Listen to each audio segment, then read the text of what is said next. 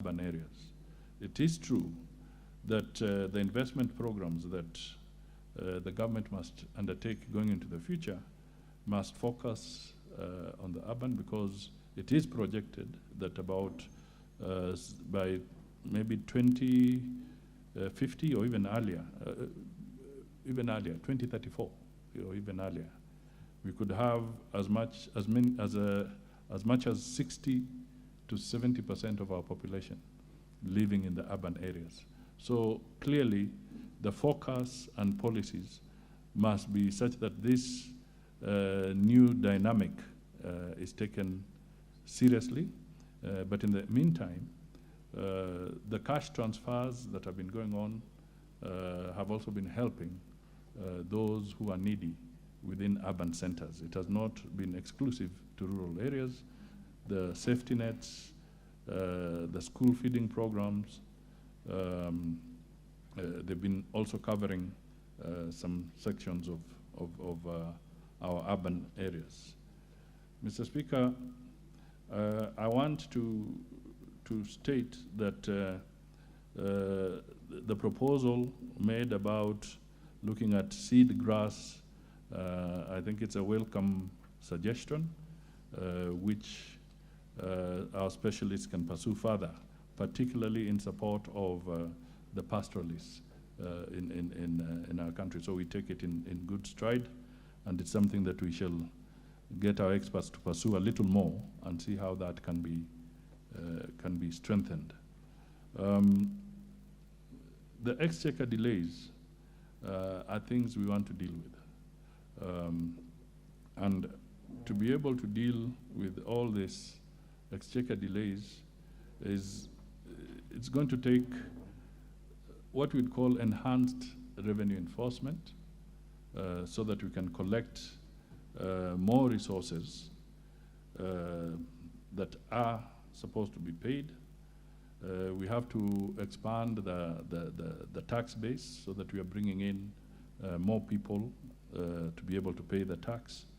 We also have to intensify the alternative dispute resolution mechanisms. And I can tell you that so far, this has been yielding very good results, where billions of shillings that have been locked in disputes are now being unlocked by Kenya Revenue Authority. So we see this as a way of improving the issue of cash at hand. But I want to state to the Kenyan people that we are going this route because our physical leg room is so limited. There's very little space. As somebody pointed out, that our debts are mega. And therefore, we have to really intensify and improve on the other areas so that we don't just continue on a borrowing spree. This is absolutely critical. I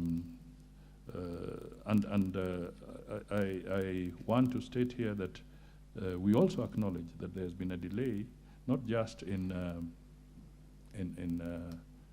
some of the funds that support parliamentary activity, but even we have had a delay in disbursements to the county governments. And this is something we want to address. I've had a conversation, and the President has had a conversation with the Treasury to see how we can smoothen this process so that going forward we can distance ourselves from these delays, including the delays we saw in salary payments last time. These are challenges. I would like Kenyans to appreciate that these are not overnight occurrences. We are going through what was a cumulative effect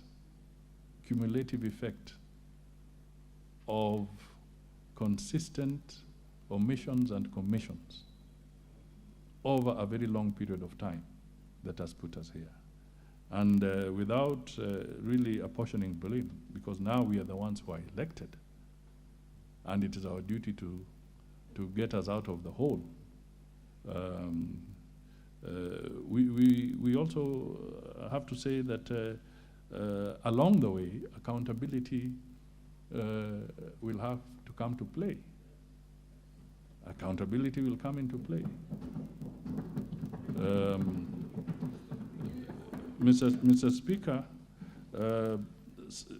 somebody would like to make it look like maybe the administration of Honorable Ruto is on an administration, on a revenge mission.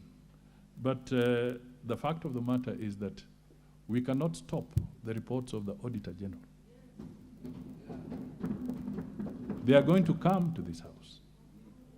And those reports, knowing how the Auditor General Office operates, those reports are going to be very accurate and they'll pinpoint, and the House will have to deal with the Auditor General's reports, and those who think that they may have gotten away scot-free on this mission should know that you are waiting for them down the line when you receive the Auditor General's reports.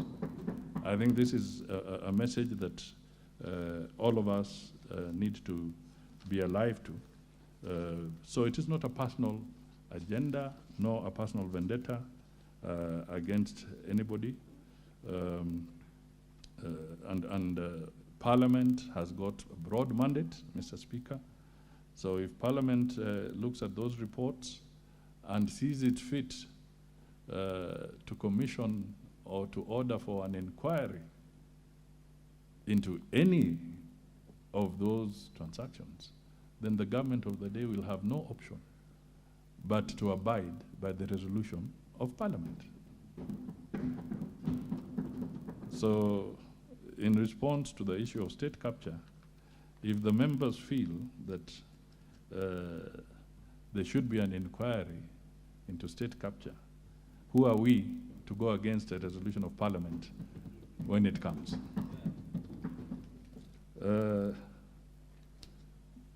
Mr. Speaker, I just want to state again that we are committed to the rule of law as a country, and that is what we also campaigned about. We said we wanted to have the rule of law, and we want to state categorically that nobody is above the law.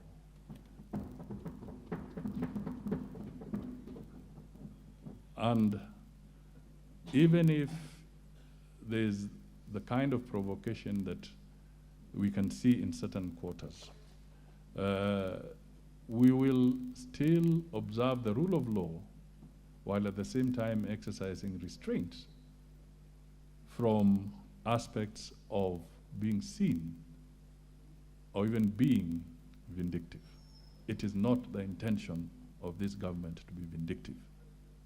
But I think it is equally important that provocation be put aside so that we can move ahead as a country. We should not destroy anybody's property.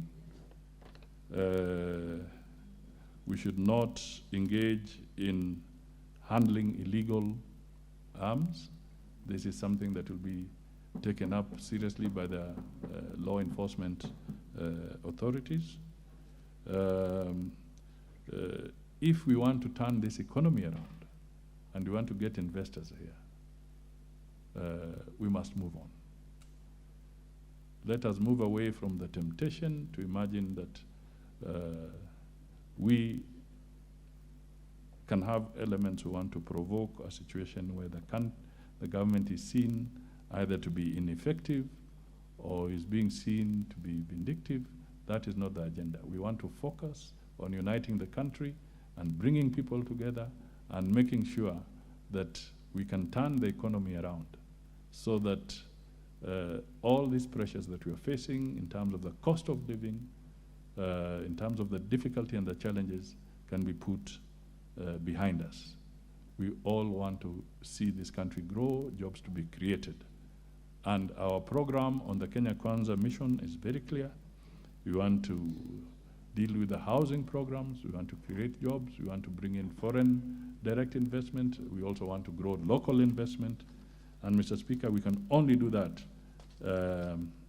if we have sound policies.